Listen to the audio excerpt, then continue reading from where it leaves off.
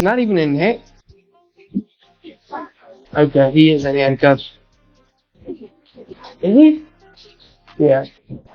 The police wanted to build a sound enough case to where when they picked him up, the DA could actually get charges on him that could stick. Now,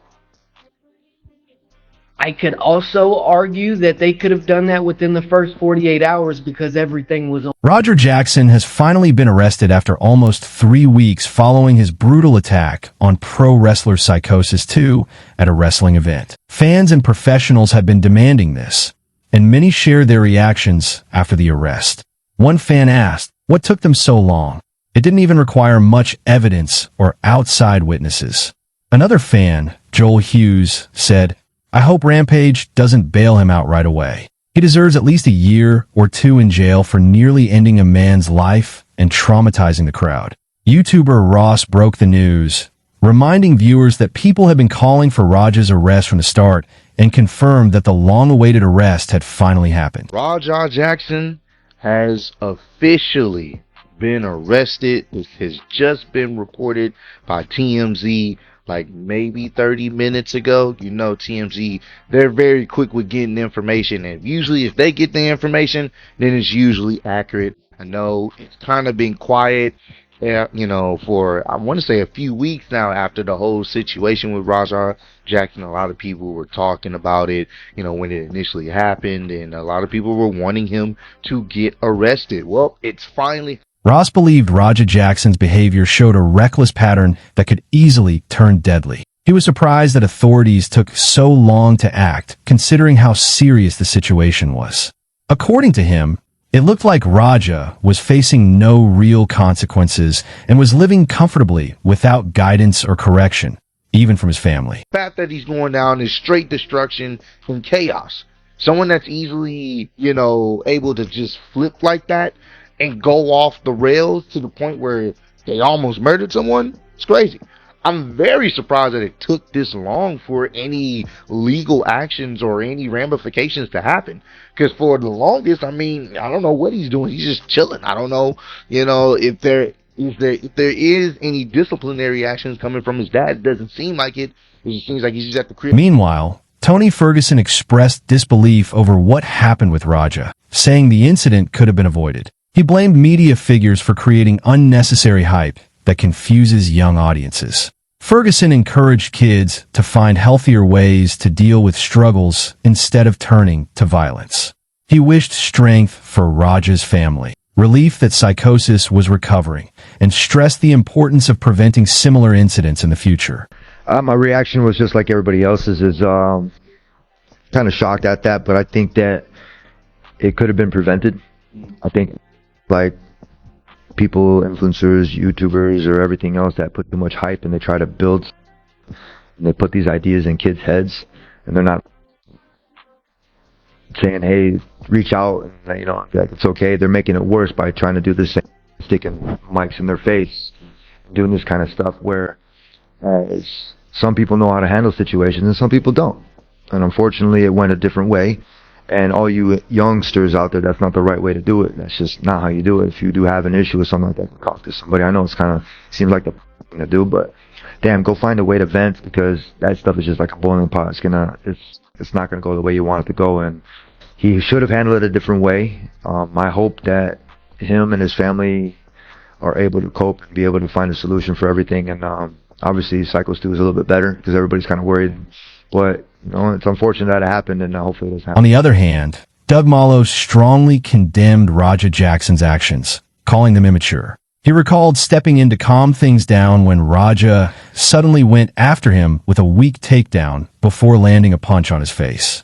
Mallow explained that he wasn't being aggressive but still got attacked, labeling Raja as disrespectful for hitting someone who was only intervening. He also noted that Roger was lucky Mallow had no energy.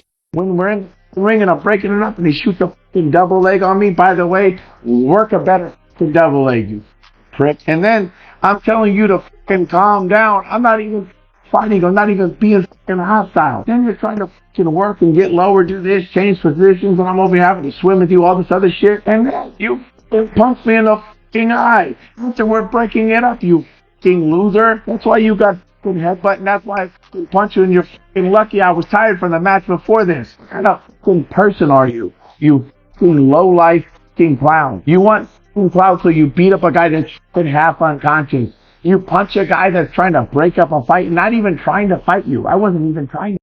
Doug Malo had earlier predicted Raj's arrest, and his expectations turned out correct. He said investigators told him that the LAPD was moving slowly on purpose while putting the case together. According to him, the officials already had witnesses and proof, but were trying to figure out whether Raj's actions were pre-planned. He added that detectives even asked him about certain phrases and conversations to better understand their meaning. The detective I talked to outside of the case, just to ask him about formalities, what I should look at, what not to look at. He was saying that this is just how LAPD works. They drag their feet. So they're building the case right now. They get all the evidence. The state's going to pick it up because there's so many people, so many witnesses. Heck, even my little brother saw it. My girlfriend, my mom, all the kids that saw it, all the people there. So that right there, they have the evidence enough to try the case. And then what they're trying to figure out is what level of premeditation is, from my understanding, is why he's trying to figure out what conversations took place, what conversations mean. You know, he was asking me what specific terms mean exactly, you know, and like what they mean to the person they're talking. Malo also revealed that attorneys had already stepped in,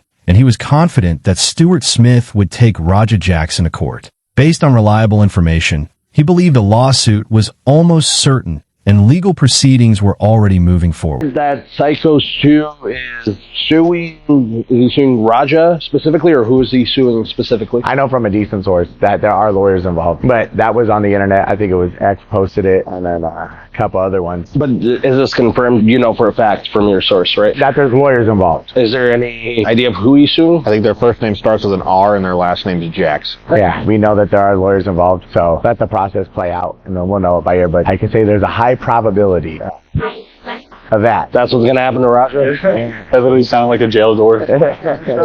Straight to jail. Earlier, Rampage Jackson addressed the situation involving his son Raja and Psychosis 2.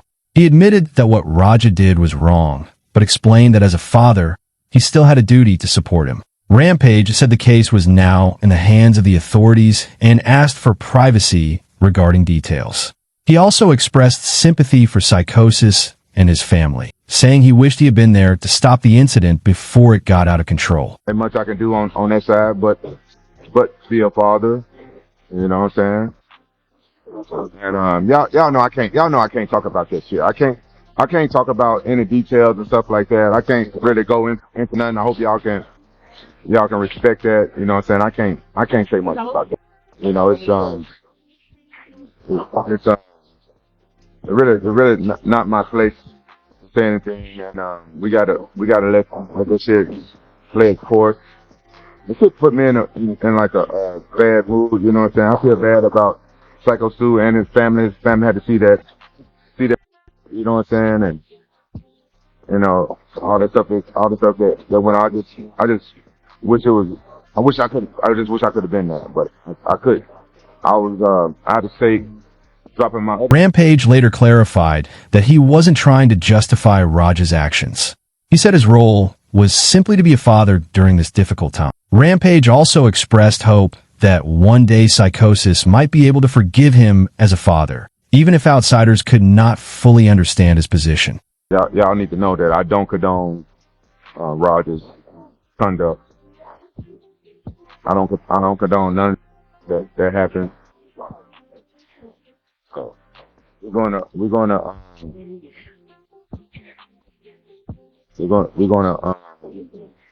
see what happened, and I'm gonna continue to be a father, and I hope Psycho Stu can forgive me myself as a dad, because for not understanding everything, you know what I'm saying? And let's see what happens from here. Meanwhile, Brendan Schaub admitted that he couldn't defend Raja despite wanting to. He explained that he respected both Raja and Rampage, and even spoke to Rampage about the situation.